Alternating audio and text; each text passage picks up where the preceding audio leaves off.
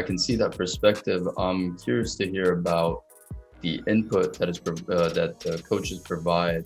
That's kind of what I wanted to talk about, like the elements that you've observed that have been of value or beneficial in order to grow a business or run a business more efficiently. What are some of those things? Well, at the very beginning, my coach made me sit down and say with my executive or leadership team, whatever you call it, why are you guys successful? What has gotten you to where you're at? And he called those core values.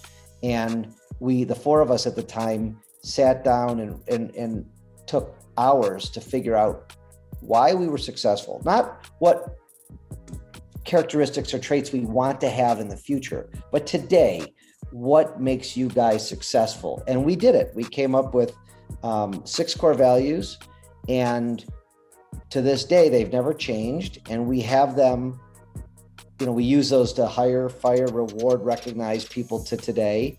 And it helped us look at our future. And these are the type of people, I'll give you a couple examples. People who are dedicated to winning, people who are, who create really good work, great work, hard workers, people who are willing to give outstanding customer service.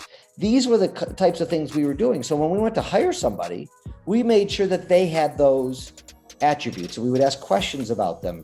And then when people would do those things in the business, we'd reward them, we'd recognize them. So that to me was, really, really important. And for an entrepreneur, I promise you some of the entrepreneurs listening to this are going to say, who's got time for that? Who wants to sit down? Who wants to slow down to really sit in a room and figure that out? Well, I surely did not want to. I was always moving a million miles an hour. Time was money. If I shut down my office, bring my executives to a meeting for 8 hours and not bill and not work, come on. Yeah. And so it took me a couple of years to make that decision to actually hire that coach. Finally, I did. It's the best decision I ever made. We figured out what our niche was. We figured out what our core focus was. We figured out how to track data and numbers, which we weren't doing, and what that meant. We understood how to hire people better, how to evaluate some of our current employees better. We looked at our marketing. We talked about advertising, all these things. And, we learned how to have good meetings. We weren't having meetings. We were having 0 meetings. Now I know how to have a really, really good meeting, and it changes everything. All my employees have to have a meeting every week. People say they hate meetings. Meetings are boring. Meetings are a waste of time. I could not disagree more. A good meeting with an agenda and a same time, same place every week, with a designated time that it's going to go, is super critical to every single business.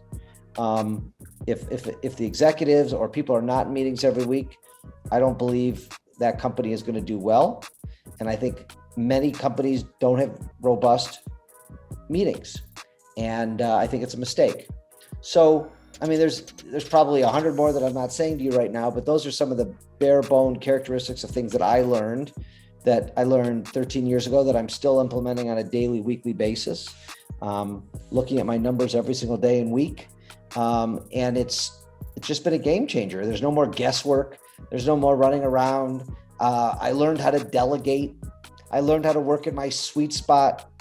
No more, wasting time on stupid tasks that I shouldn't be doing, or I didn't love doing, or I wasn't great at doing. There's a lot there to unpack that I just gave you, but that's all those things I learned from coaching. And I do those all today. And I would not be where I'm at today if it wasn't for, understanding and implementing all of those tasks.